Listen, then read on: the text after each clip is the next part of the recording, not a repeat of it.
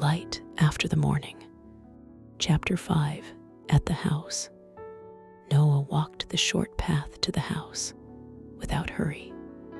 The yard had been tended. That was the first thing he noticed. The fence leaned in one place, but someone had braced it with a narrow board. The weeds near the foundation had been pulled. The porch steps had been swept clean of dust and leaves. A rake rested along the side of the house, teeth pressed into the soil as if it had been set down only moments before. The top step dipped slightly at the far edge. He felt it when he stepped up. The screen door dragged faintly against its hinge before settling into place. The paint along the frame had thinned to wood where hands had pushed it open 1,000 times. The latch clicked with a sound that was familiar and unapologetic. Margaret opened the inner door before he could knock again. "Evening," she said. "Evening." He stepped inside. The floor gave a fraction beneath his weight. Not unsafe, just tired. The boards carried sound easily. The air held the faint scent of soap and warm starch, and something simmering low on the stove. Steam lifted gently from a pot near the back burner, rising and disappearing into the air without hurry. He paused just long enough to take in the room. The plaster bore the memory of old cracks, patched and sanded smooth. The table was worn where plates had rested for years. The chairs did not match, but each had been repaired at least once. One had a brace beneath the seat. Another bore a thin line of darker stain where a leg had once split and been sealed. Nothing neglected, nothing new. Jack stood near the table, waiting. Noah removed his jacket and looked toward him. Jack pointed to a peg near the door. Noah hung it there without comment. Oscar hovered close to Margaret at first, watching Noah from the side, his eyes steady and curious. After a moment, he shifted an inch closer to the table, as if adjusting for balance, as if the air itself required recalibration. "Sit," Margaret said. They took their places. Jack chose his chair deliberately, angled slightly so he could see both Noah and the door. Oscar sat near Margaret, then slid his foot along the floor until his chair rested a little nearer Noah's without drawing attention to it. The scrape of wood against plank was small but unmistakable. Margaret set the food on the table. Potatoes, greens, bread still warm enough to soften when torn. A dish from the stove that carried the quiet comfort of something cooked slowly and without hurry. Butter rested in a small dish beside the bread, already beginning to yield at the edges. It was simple. It was deliberate. Noah bowed his head once, briefly, not enough to make a show of it, and began to eat. He did not inspect the plate. He did not hesitate. He ate fully. When Margaret passed the bowl, he took what was offered. When she asked if he wanted more, he nodded once and accepted. He finished what he took. Jack noticed that. After a few minutes, Jack reached for something tucked beside his chair. A small, worn book with creased corners and a bent spine. He opened it without ceremony. Why did the cow go to outer space? He read, his voice level. Noah looked up. Why? To see the moon. Jack closed the book and looked at him. Noah gave a low, honest laugh. Not exaggerated, not indulgent. That one travels pretty far, he said. Hard to beat a cow with ambition. Jack's mouth twitched. It wasn't a laugh, but it wasn't nothing. He gave a small nod. Satisfied, Oscar leaned forward slightly. Hands braced against the edge of the table. Do you like Superman or Batman more? He asked. Noah didn't answer immediately. He wiped his hands on his napkin and considered the question as if it required thought. Superman, he said at last. Oscar tilted his head. Why? Because he knows who he is, Noah replied. Even when no one's looking. Jack studied him for a second. Me too, he said quietly. And he smiled. Margaret saw it. She passed the bread without comment. The conversation did not swell. It did not turn into anything larger. It simply settled back into the rhythm of forks and quiet chewing and the low hum of evening. Outside, a truck passed once on the road, its sound fading quickly beyond the bend. Midway through the meal, the wind pressed against the back of the house. The door at the far end of the kitchen rattled in its frame. The latch slipped once, then again.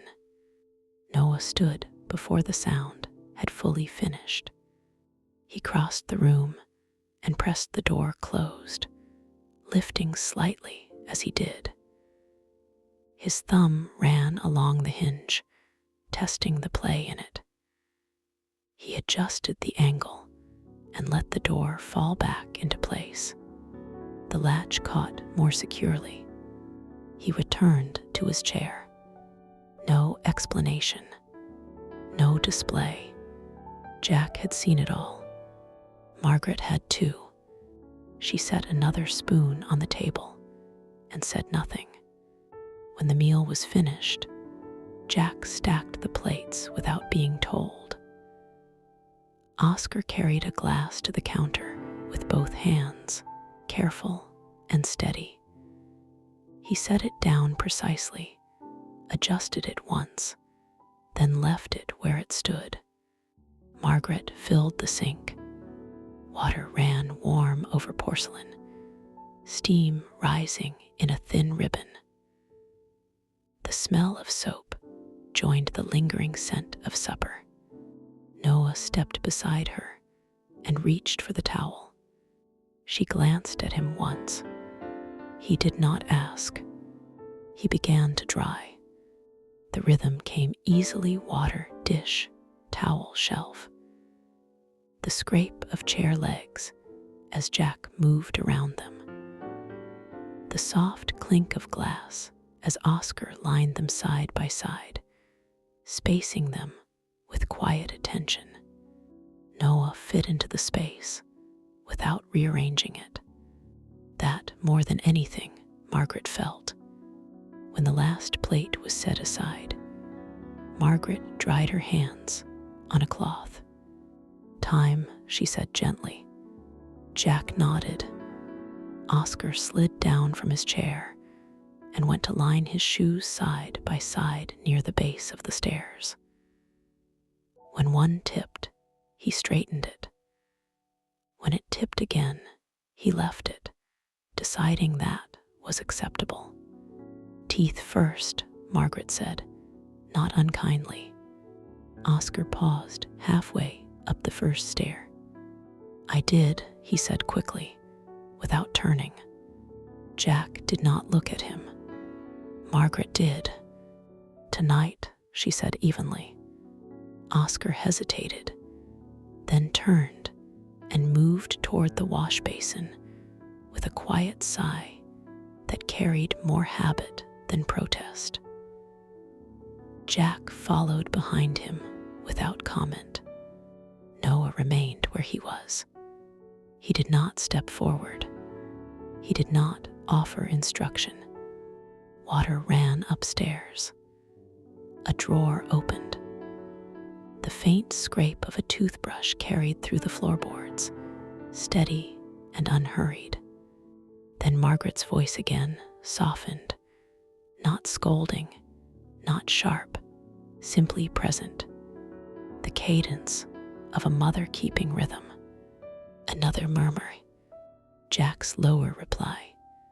Then the song, half sung, half hummed, simple, unadorned, a melody that belonged to repetition, not performance. Noah stood still. He did not move toward the stairs. He did not clear his throat. He listened once, then let the sound settle into the house. The floorboard above shifted again. A lantern was set down. The murmur quieted.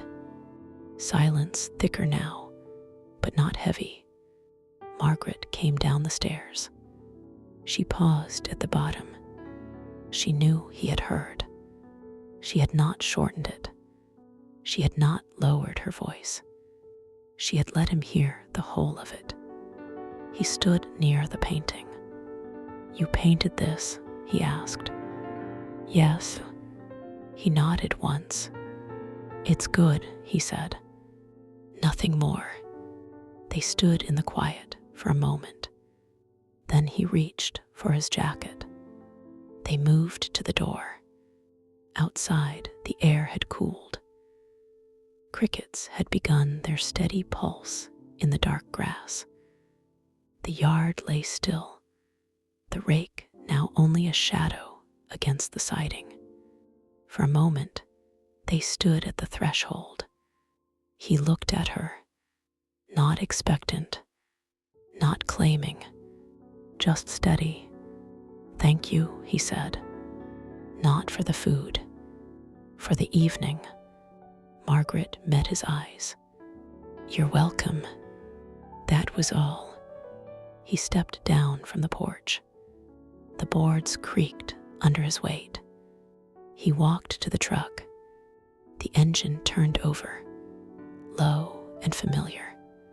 Headlights came on, washing briefly across the front of the house and catching the edge of the window before turning away. Margaret watched until the truck reached the road. Inside the cab, Noah paused a moment before shifting into gear.